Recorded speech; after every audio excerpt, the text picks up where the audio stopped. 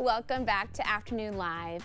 It is peak bunny season, and with Easter just around the corner, our next guests want to share everything you need to know. We welcome rabbit advocates Kimberly, Gehl, and Stephanie Castillo. Thank you both for being here. Yeah, we're so happy to be here. And you've brought very honored guests to meet us today. Tell me about these three friends joining us. So these bunnies are 9.5 weeks old. Wow. They were actually born right after the snowstorm we had. So a Good Samaritan rescued 2 rabbits. And then a few days later, these little babies popped out. There's actually 5 of them, but these 3 are here just to let everybody know all the things about bunnies. How wonderful. So these are little babies. Yeah. How big are they going to get? So they become adults when they're around 7 months old, so they still have some time to go.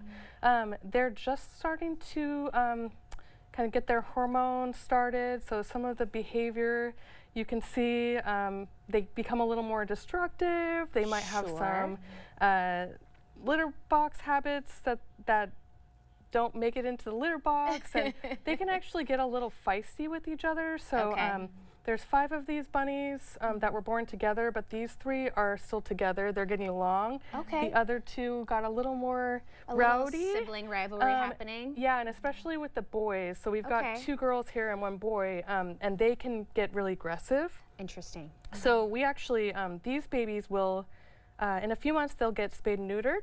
And that will actually help their behavior. They'll be a lot calmer and easier to train.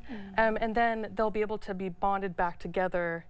And it'll be easier because they won't have the hormones like getting in the way of their relationship. So that makes a lot of sense. Well, and let's emphasize why, if you have any bunnies in your life, spay and neuter is super important. Yes, totally. Yeah, it helps them with their behavior, like we said, and then also there's like health reasons for them. They can have reproductive cancers actually, or just issues. So and also they can actually, these bunnies can actually start having babies at like 4 to 6 months. Oh my gosh. So, and baby bunnies are great, but you know, if you only wanted like 1 or 2 bunnies. Yep, let's keep it that way. Yeah. Okay. Yeah. Stephanie, can you share more about general care for folks who are maybe interested in having a rabbit at home but aren't sure what they need to have ready for it? Yes, definitely. So once you bring a bunny home, whether it's fostering a bunny or adopting a bunny, there are 2 things. You do need to get a litter box for them, and then you have to houseproof their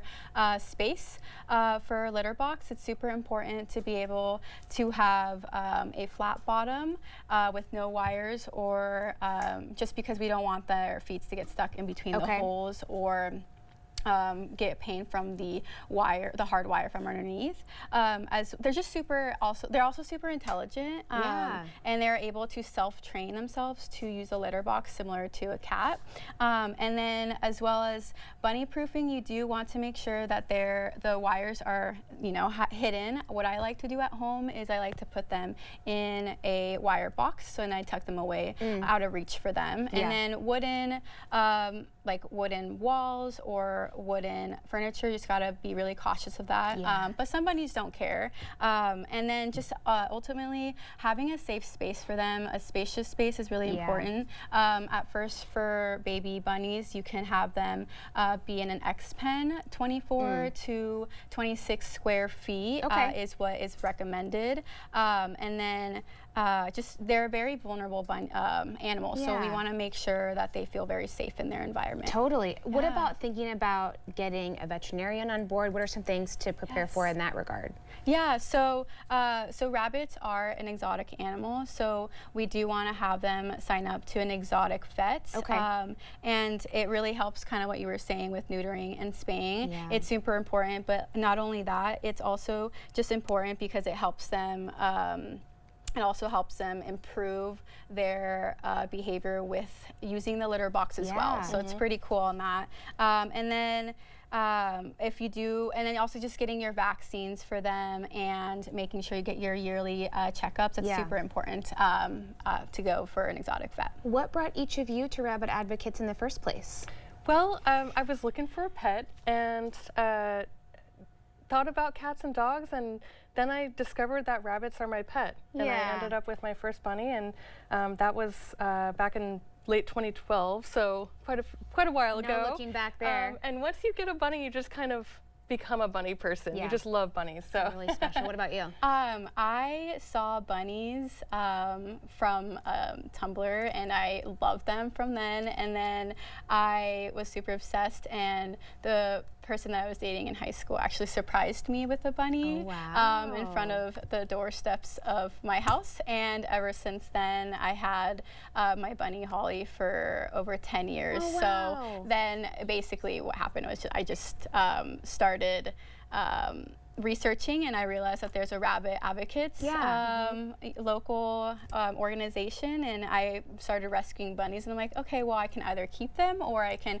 help foster them and adopt them. So it's such a great resource and community. Now, bunny season, a lot of us are seeing little babies in our neighborhood. Are there things to be concerned about, or if you see a little bunny on its own, what should you know or do or not do?